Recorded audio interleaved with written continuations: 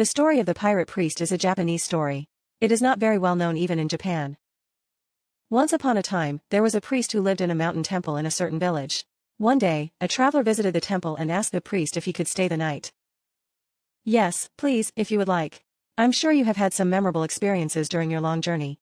I would like to hear about them if you don't mind. It's not that moving, though. I used to work as a rower. One day, we were attacked by pirates and thrown into the sea, but I narrowly escaped death. I risked my life and swam to shore. Hearing this story, the monk thought for a moment, then began to tell us that he, too, had once been a pirate. When I was young, I was a pirate, so I risked my life every day. I would attack ships and boats and steal their cargo. One day, I saw a boat in the distance, and soon I saw a young man rowing and a monk sitting next to his luggage chanting sutras. This is perfect prey. Climb aboard and steal the luggage, I ordered my servant. The young man clasped his hands and begged for his life. I'll give you everything in the boat. Please help me. I'm on my way to visit my elderly mother in the capital. My mother has asked to see me one last time before she dies. Then one of the servants grabbed the man's arm and threw him into the sea, and he swam towards the shore.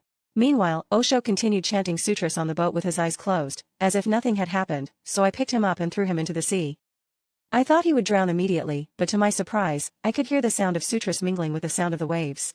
Osho would sink into the sea, then float up again. He's stubborn. Finish him off, the servant said, hitting the monk's head and shoulders with his stick as hard as he could, but the monk kept resurfacing and continuing to chant sutras. Looking closely, he saw that the children were holding the monk up to keep him from sinking. Look, the children are holding up the monk. What on earth are you talking about? I can't see any children, the servant said. It seemed that only I could see the children. Feeling uneasy, I decided to help them by handing over the stick, so the priest grabbed the stick and climbed into the boat. Then the children disappeared from sight.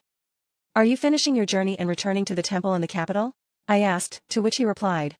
No, I was on my way to train at Enryakuji Temple on Mount High, on the outskirts of the capital.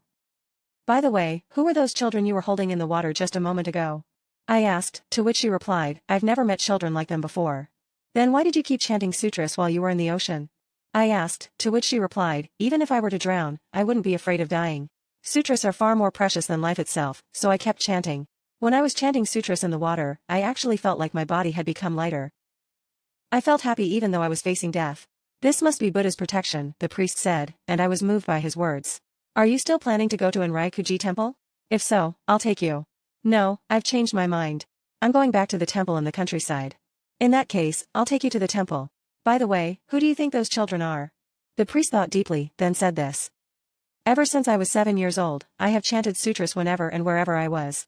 Those children must be the 10 guardian deities who are said to protect those who chant the sutras. They must have been helping me in place of Buddha. For the first time in my life, I realized the importance of sutras, and I resolved to learn the teachings of Buddha from this priest. Even though people thought I was crazy, I remained determined.